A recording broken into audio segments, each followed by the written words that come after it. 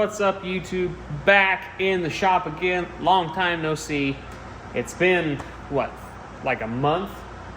Like 3 weeks without a video, so I'm still alive. But been working. I've been doing a lot of stuff at work and stuff around the house and different stuff and some stuff here. I got a pretty good start off on some stuff here. Got some setbacks, some stuff happened here, some different stuff that's been going on and stuff. A few days I just didn't feel like working after work anyways, so I just went home and kind of relaxed and was lazy. But I've been working real hard here on some different stuff.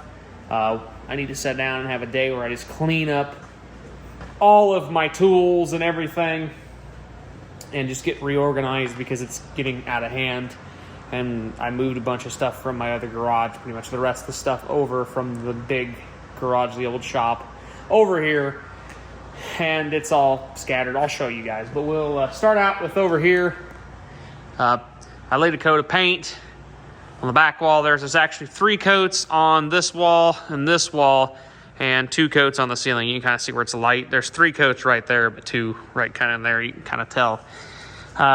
So I need to pre-coat that and get that done. When I do that, I'm going to go ahead and put this wall in. I used 5 gallons of paint, and what I had left over the bucket, I just threw a quick coat on each one of these walls just to use up my paint that was left. I got to finish filling that wall in. I think I have these mounts to hang jack stands, so I think I'm going to actually hang the jack stands right off this 2x4. I thought about putting one over here because I figured if you're going to hang the jack stands off the wall, you probably should hang them on a stud, not just free floating on the OSB. So, but I got to go ahead and get this hung up and finished. I still got to do that piece and this piece here. I have to finish caulking this wall, put the finished trim up there, and get rid of that wire that's going to nothing.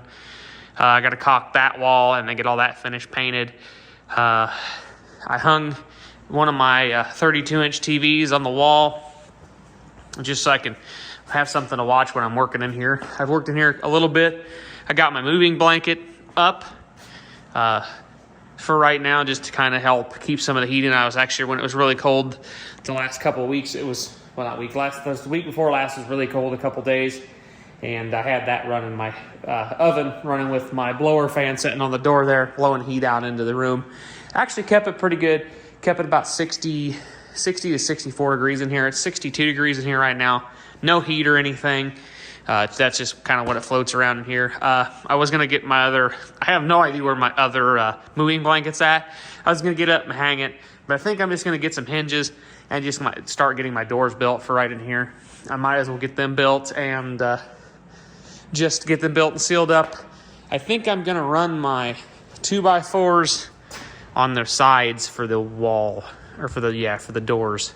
So they're running this way, and I think I'm gonna get foam so they're not as thick as doors.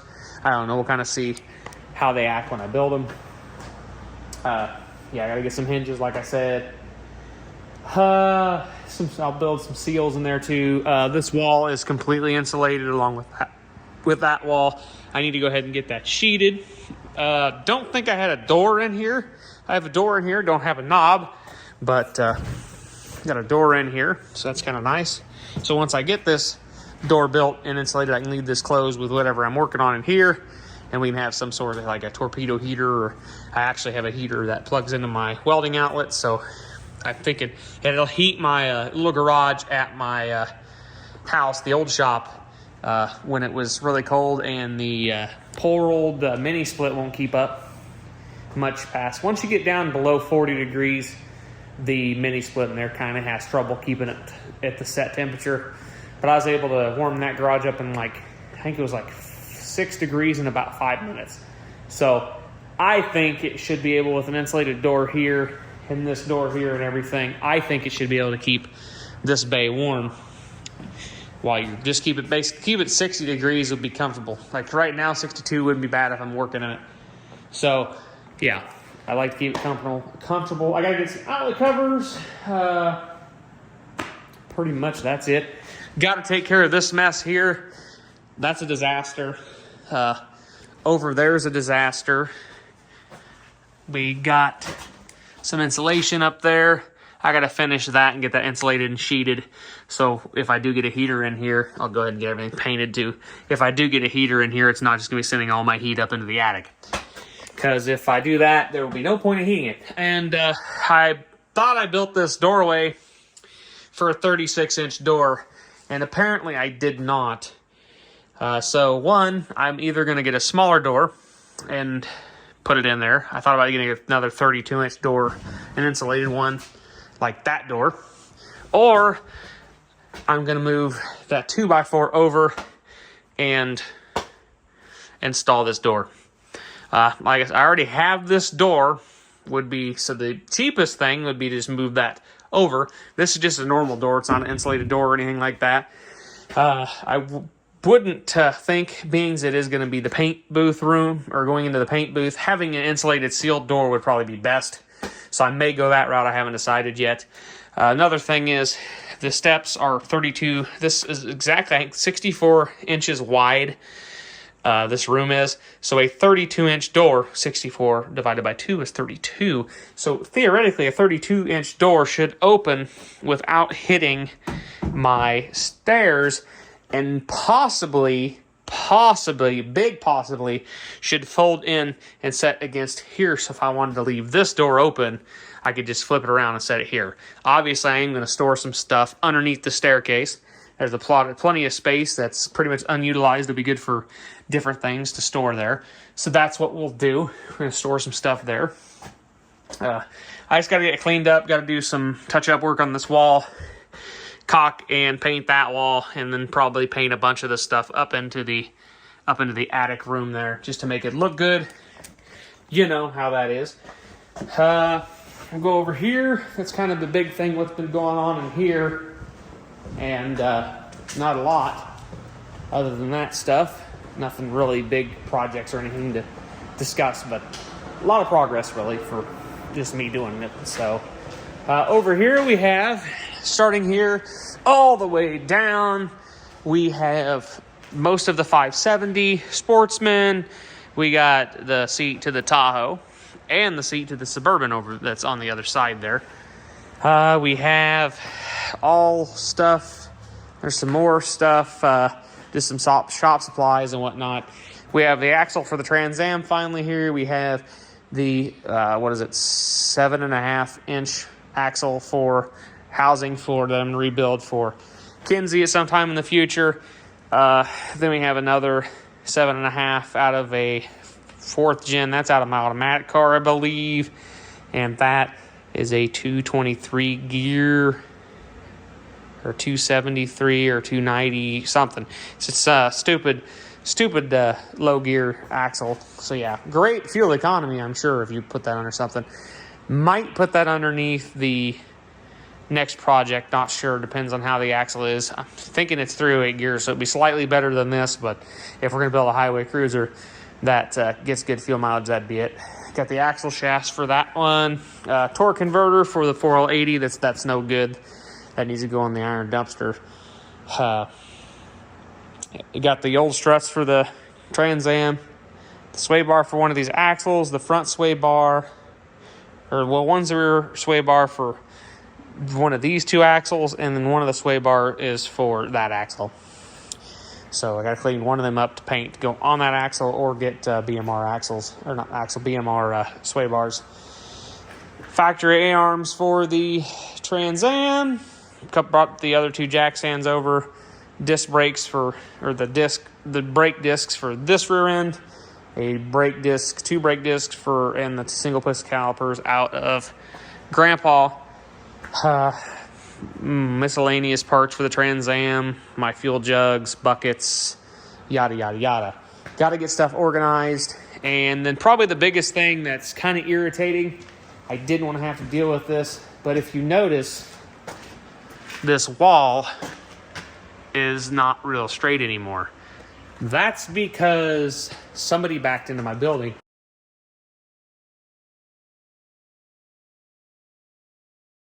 Caught it on camera, reported the police and everything. This happened, Saturday? So, or Sunday. Happy Sunday. So I'm waiting to hear back on that. I don't know anything. Don't know whether I'm going to do an insurance claim on it. I probably won't. If I can't get any compensation from the people that ran into my building. Ironically, there's a no trespassing sign right next to where they hit on the building too, so that's nice. If anything, I guess they're going to get some fines, but most likely, because that's criminal mischief when you run into a building. So, anyways, though, I need to move my engines and stuff out of this corner so I can at least get a 2x4, not 2x4, a 4x4 in here to help brace this corner of the building, because there's that post isn't on anything anymore. I think the post that's inside that piece is on it still, but I'm not sure. It's all sorts of screwed up. The door doesn't shut anymore, so I'm thinking, though, I don't want to do too much to this wall yet until I figure out with the insurance and everything, see what's going to happen there. But I did think about pulling the sheeting off the wall just so I can check everything out underneath and see how everything looks. I do know that board works pretty good, by God, because that, I think, is the only thing that kept it was a Ford F-150 that hit it. I think that was the only thing that kept the F-150 from coming into the building. Was that board, well, at least that door opening anyways. And I was out for a little bit on Sunday. This happened while I wasn't here. I left and dumbly didn't rearm the alarm. If I would have rearmed the alarm, it would have actually set the alarm off, because it busted the sensor away. And, it would have set the alarm off, and I could have had cops down here right away. But, I just need to pull stuff off this wall, figure out what's going on behind it, and see what's broke and how everything looks. I do want to get pallet racking and put pallet racking here. The lawnmower is going to set over there where that trash can is. The trash can will go away. My core battery collection over there will get moved. Basically, I'm going to have all the pallet racking is going to be tall enough to have the engines underneath it, and then I'll have a couple of shelves for parts, for new parts for projects, for spare parts for projects, and just stuff I don't want to have outside. Wheels and tires off of that donor truck that I had in here. The engine, transmission, transfer case out of that donor truck. Engine is sold. Got to pull the transfer case off. I'm keeping the transfer case. Transmission, I'm going to throw up on the internet. It's a good certified transmission unit. Shifted good. Got nice bright red fluid. It doesn't have a bunch of miles on it, but it does shift and drive. It did shift and drive good. So I'm going to throw it up on eBay. Throw it up on Facebook Marketplace, see if anybody wants it. I had a 4L60E, a 95 4L60E that was behind my LT1, and I sold it. That's a two-wheel drive 4L80 that's a core that needs rebuilt. They drove it into the deal. It just has really bad burnt fluid. I think it just needs the clutch packs on it are just completely gone, I think. Got the frame to the Sportsman. Got Goldilocks, the 5.3. I think I have a plan where it's going to go. The 6.0 for the Trans Am. The spare 4.8. And then I have another 5.3 over on the engine stand that I think I'm gonna clean it up, and the 4.8 up. I don't know what I'm gonna do with the 4.8. I may just clean it up and sell it, because I really don't need the 4.8. I think I have enough stuff to I could sell it like that as just a bare. I could dress it up real quick, start it, and run it on the engine stand just to show it runs. Do a compression check, leak down, show people that it does run and has decent compression and has good leak down specs. And I don't know if it does. We'll see. If it does, it would be a good motor. It's a good motor anyways. It did run good. But we can throw it up for sale, clean it up, throw some gaskets in it. Probably get, $600 to $800 out of a 4.8 long block that's cleaned up and gasketed. Yeah. I don't know. All this stuff fell over and I haven't even picked it up yet. This is how it was. I need to pick it up. Like I said, I want to get the pallet racking in here, so the next time somebody drives through this door or this wall, they can just take out everything. Yeah, fun, guys. Like I said, just working along. I don't know what the next project will be. I don't know what I'm doing next. I want to clean. I want to do a nice, thorough cleaning of this place. get a bunch of stuff cleaned. Did I say that already? But I just want to get a bunch of stuff organized. Did I say that already? Yeah, but we just need to do that and just find stuff, get stuff put where it belongs, throw some stuff away that don't need to be where it's at. And I kind of want to move all of this lumber to a different location other than right here, because that's a good spot for another vehicle. I think the Camaro is good where it's at if I do the pallet racking, because I think the pallet racking is going to come to about the end of the fenders. I can't remember how many feet it's going to be across, but probably end there. I can do a little short one if I need a little extra space. I got the fenders for the K10 over there. They're over there. I got to get them cleaned up. And PR15, the spots that I want to PR15. I'm going to take all this ducking down because I got rid of that furnace. So I'm going to take care of all that ducking. I was sandblasting some stuff for somebody. And my air compressor, I replaced the aftercooler on the trip over here because I broke it from pulling on it too hard and hitting the tube. Well, then I got a new aftercooler with vibration. For some reason, this compressor is vibrating. It keeps continuously getting worse. I'm pretty sure a bearing is going out of it or a rod is getting ready to go out of it. And I think it just needs replaced. That's broke. I put it and had it wrapped around here. Broke that. Had a new water separator that I put on it. Well, I ran directly to it. Yeah, got way too hot. Melted the thing inside of it. So don't do that. Not a good idea. But then I ended up just getting a fitting and running a line down back into the tank like it was original. Yes, insane amount of water. My traps are working great. My water separator here is working good. As you can see how much moisture is in that. They're automatically drained when the air is out of the lines. I did let all the air out of the lines. My water trap works great. There's hardly any water in the line by the blast cabinet in there. I got a bunch of stuff blasted. Get the air compressor at least working so I can air up tires and run the blast cabinet if I need to. Harbor Freight used to sell that twin cylinder compressor. They discontinued the old central pneumatic one, I believe is who made it. Now they have a McGraw twin 2-stage air compressor for a 5 horse motor. I'm thinking about getting that and swapping out that compressor, and then probably going to do another aftercooler. I'm thinking about a condenser out of the car this time, just to get the bigger surface area, and I can get it down there and make brackets to hold the line so we don't have any vibration and stuff break like we did previously. And I've not been having good luck with these Durrell coolers. I love the coolers. They work really great, especially with that little radiator fan I have on there, and they worked flawlessly, and I had hardly any moisture in my lines at all. But they just kept breaking. This one broke in the bottom line, and the other one broke clear at the top. Now, I probably could. This one broke inside farther. The other one I might be able to fix.